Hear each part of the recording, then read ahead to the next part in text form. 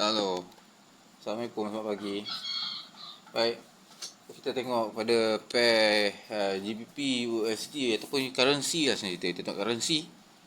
Baik, kita tengok pada currency. Currency kalau kau tengok dalam time frame, now kita tengok GBP USD.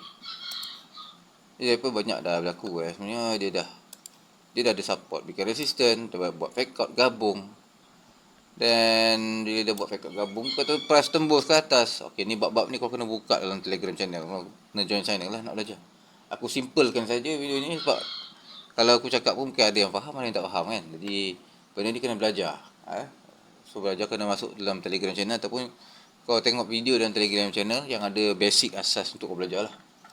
So baik, dia ada dah confirmation kat sini. Kau dah nampak ada confirmation, tiba-tiba price breakout. Bila price breakout, ini berarti menandakan dia telah menjadi higher high yang baru. Bila dia jadi higher high yang baru, kita semua akan expect yang dia akan mantul balik price dalam kawasan tersebut dan fly. Betul tak? Kalau dia mantul, kata-kata masuk dalam kawasan ni balik, dia fly. Boleh dia tak dia fly? Yes, boleh dia fly. Tapi kalau katalah dia tak boleh, dia tak nak. Sebab apa? Sebab dalamnya ada S1, S2. Okey lah, dia S1, S2. Tapi dia lagi bawah lagi. Katalah dia lagi bawah sini. Di sini pun boleh. Ini adalah kawasan demand zone. Bila ada demand zone, dekat situ ada kawasan tempat kau nak entry buy lah. Biasanya macam tu. Lepas tu buat kau buy. Dan kita tengok structure sebenarnya keadaan sini adalah bentuk QML buy. Ini yang besar. Bila kau nampak benda ni QML buy, maknanya price mesti atas sini cari bawah kanan, bawah kiri, ataupun dia ambil kat bawah-bawah sini dululah.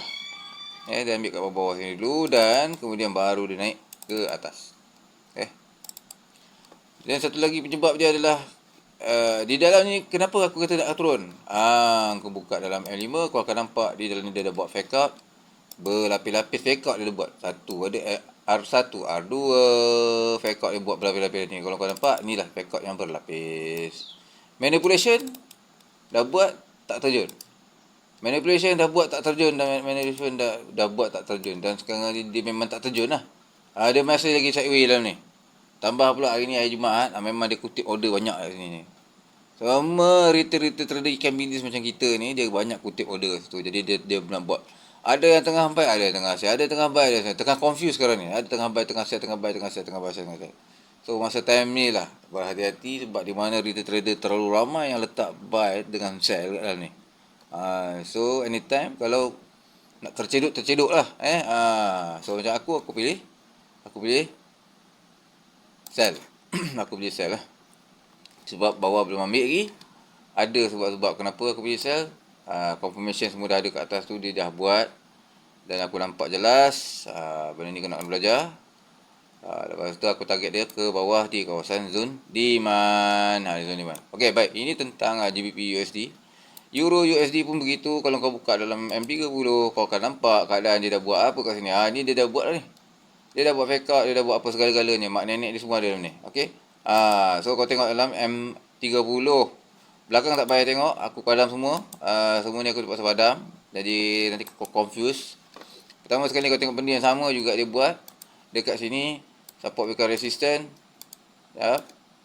Support weaker resistance. Ada support weaker resistance. Okey, complete dia ada buat support weaker resistance. Kemudian dia ada buat fake out. Ada tak? Ada ke tak ada? Jadi tengok kat atas.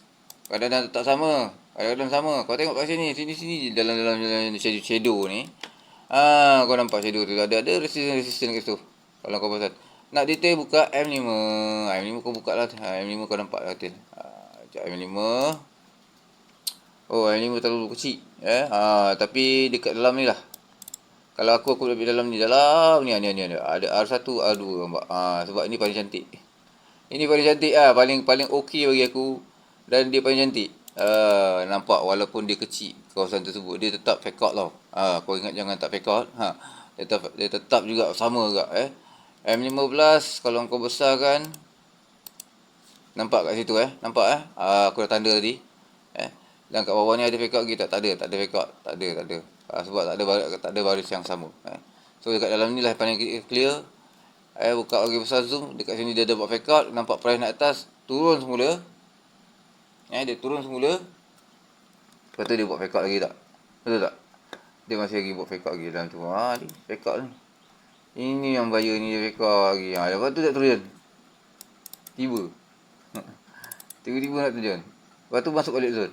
Faham tak? Dia main-main pusing-pusing situ juga. Alih-alih situ juga dia pusing. Dia pusing situ juga. Dia tak buat apa-apa. Dia buat situ. Dia patah balik masuk zone. Dia pergi situ. Ni dah buat low-low ni.